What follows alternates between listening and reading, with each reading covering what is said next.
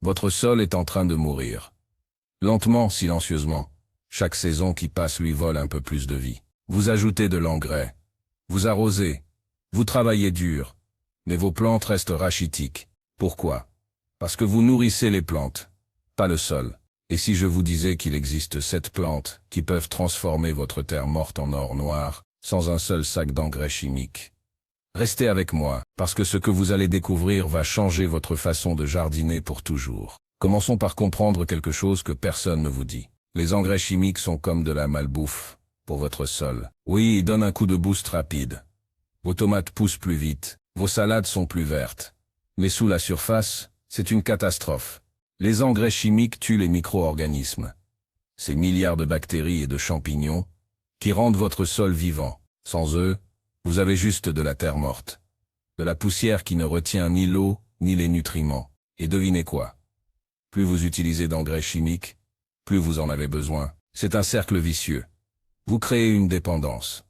Votre sol devient un drogué qui ne peut plus fonctionner sans sa dose. Les compagnies d'engrais adorent ça.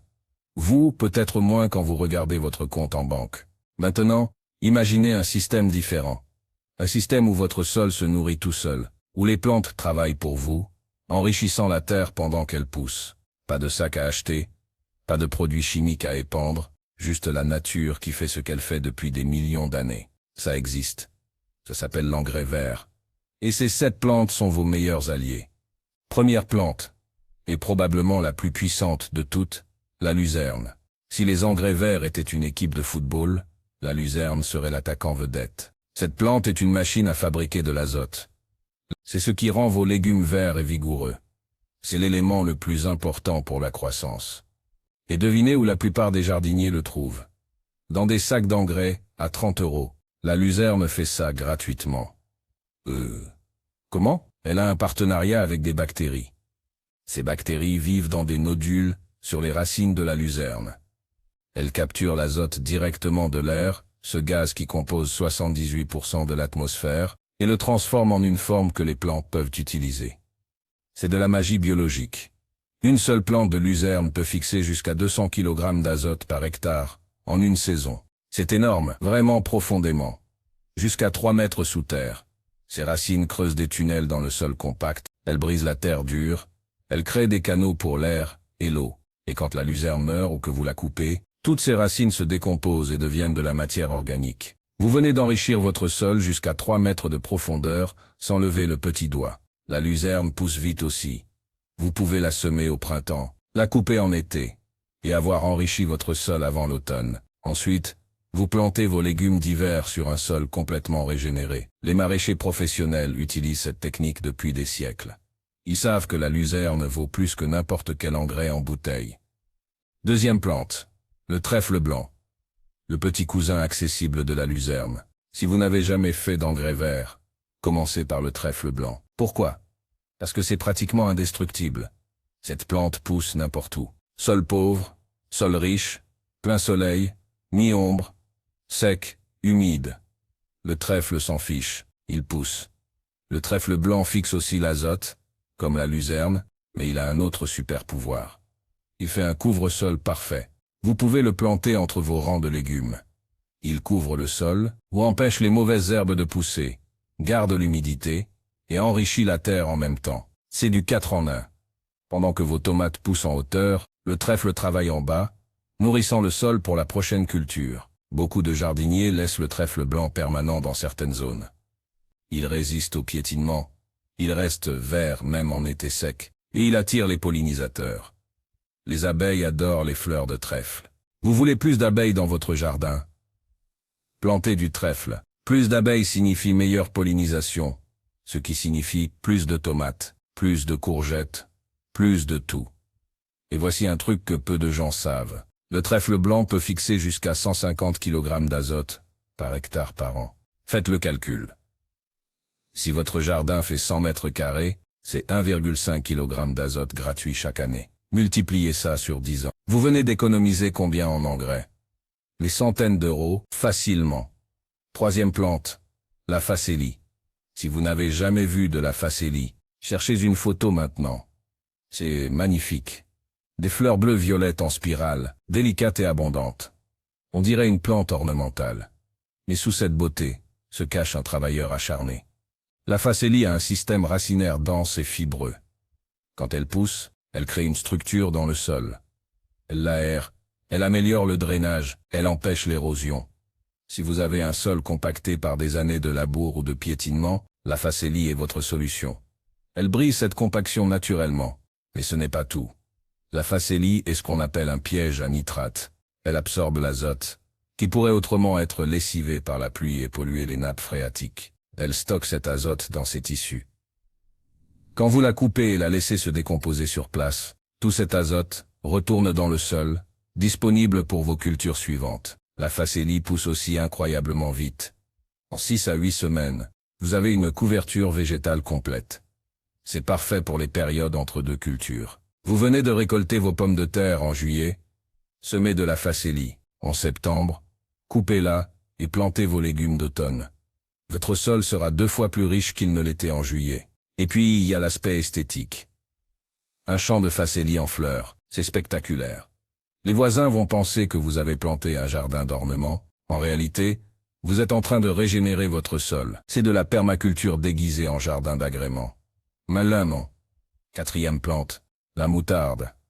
Pas la moutarde dans votre hot dog, celle que vous semez dans votre jardin. La moutarde blanche, la moutarde brune, peu importe la variété, elles font tout un travail remarquable. Et elles ont un pouvoir secret que les autres engrais verts n'ont pas. La biofumigation.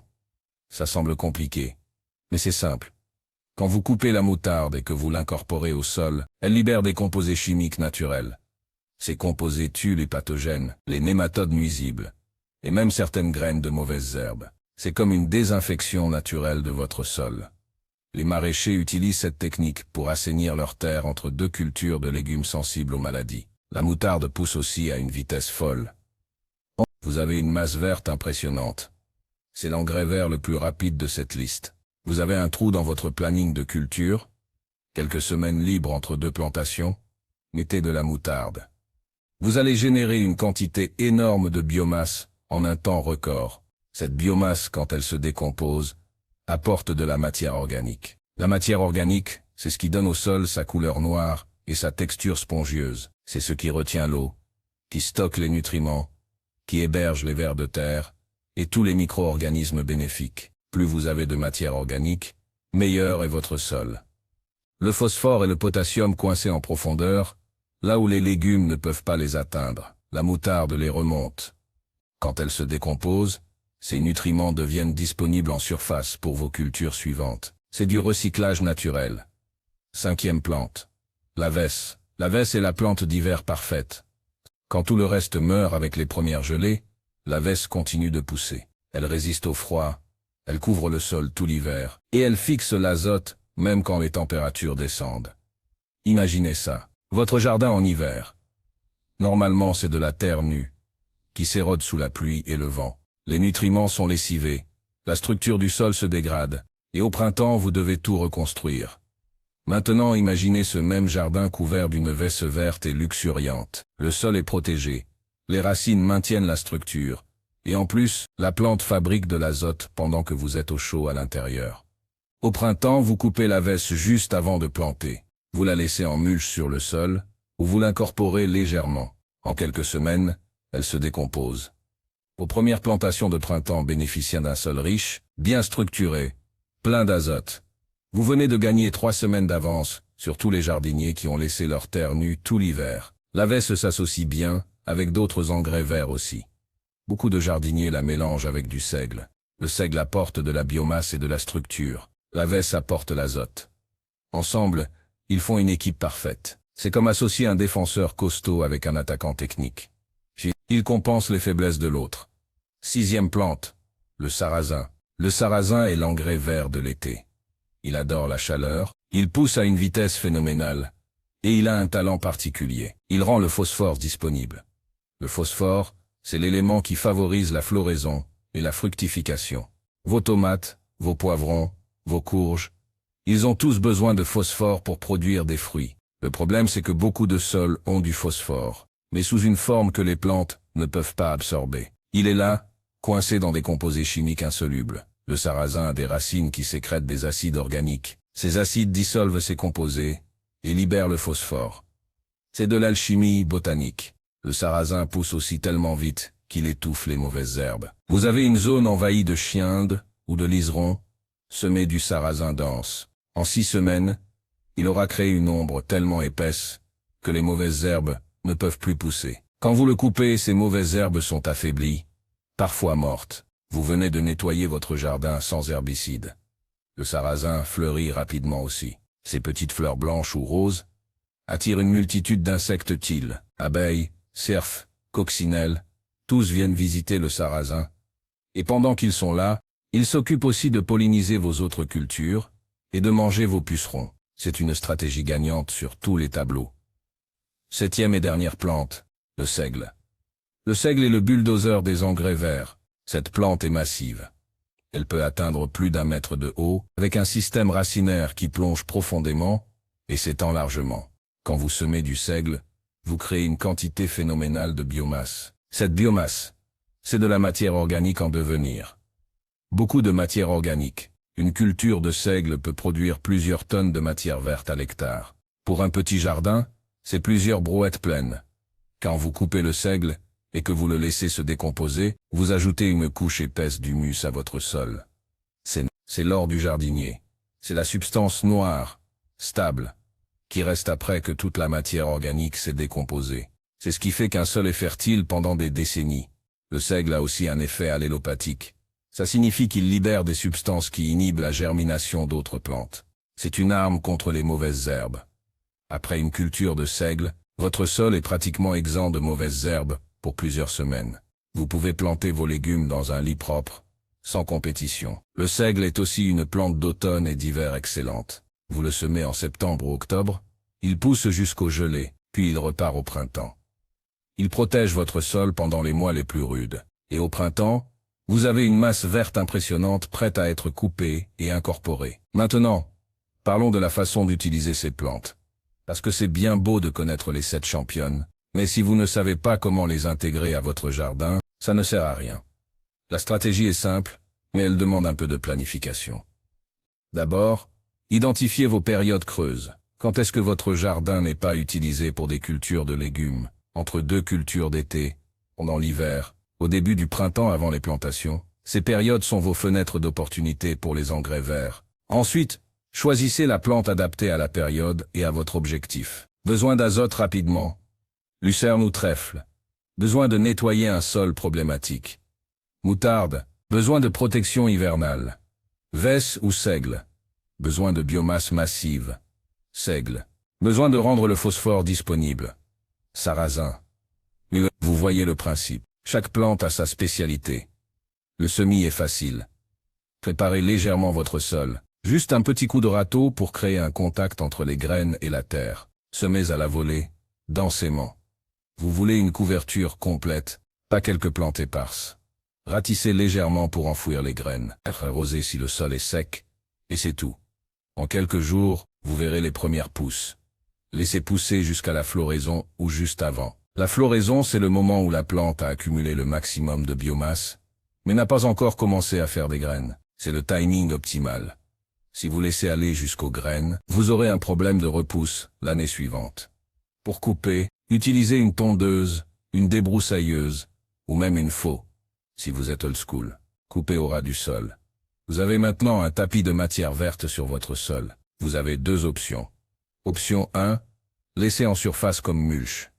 Ça protège le sol, maintient l'humidité, et se décompose lentement. Option 2, incorporez légèrement au sol, avec une grelinette ou une fourche bêche. Ça accélère la décomposition.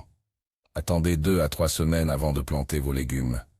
Ce délai permet à la matière verte de commencer à se décomposer. Si vous plantez immédiatement, la décomposition peut temporairement bloquer l'azote et nuire à vos jeunes plants. Patience. Quelques semaines suffisent. Certains jardiniers combinent plusieurs engrais verts. Un mélange luzerne-trèfle-facélie, par exemple. La luzerne fixe l'azote, la facélie structure le sol, le trèfle couvre. Ensemble, ils font plus que la somme de leurs parties.